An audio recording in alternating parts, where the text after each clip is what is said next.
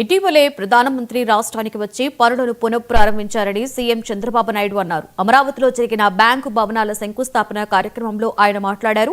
2014లో రాష్ట్రం ఏర్పడిన తరువాత రాజధాని నిర్మాణానికి సహకరిస్తామని స్వచ్ఛందంగా అమరావతి రైతులు ముందుకొచ్చారని గుర్తు చేసుకున్నారు.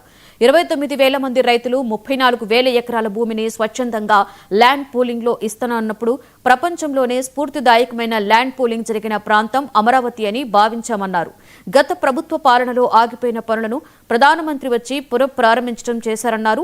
2028 మార్చి నాటికి పనులు పూర్తయ్యే పరిస్థితి ఉందన్నారు.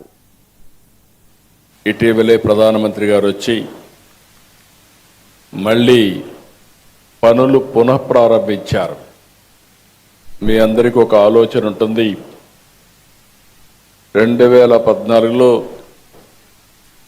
నూతనమైన రాష్ట్రం ఏర్పడిన తర్వాత ఏ విధంగా ముందుకు పోవాలని ఆలోచించినప్పుడు నాకు అండగా వచ్చి మీరు రాజధాని కట్టాలనుకుంటున్నారు, మేము సహకరిస్తామని మొట్టమొదటిసారిగా వచ్చి చెప్పింది అమరావతి రైతులని చెప్పి మరొకసారి విజ్ఞప్తి చేస్తున్నారు. ఒక స్ఫూర్తిదాయకమైన నిర్ణయం. ఇది ప్రపంచంలో ఎక్కడా జరగలేదు.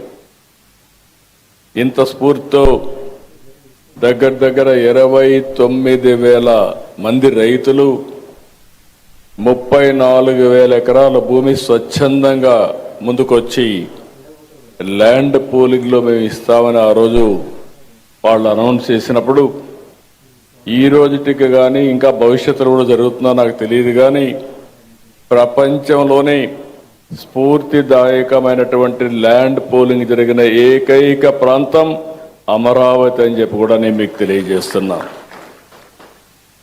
ప్రధానమంత్రి గారు వచ్చి పనులన్నిటికీ పునఃప్రారంభం చేశారు. పనులు కూడా స్పీడ్ అందుకున్నాయి. 2028కి పూర్తిగా, మార్చికి పూర్తిగా ఆంధ్రప్రదేశ్ ను అభివృద్ధి పదంలోకి తీసుకువెళ్లేందుకు కూటమి ప్రభుత్వం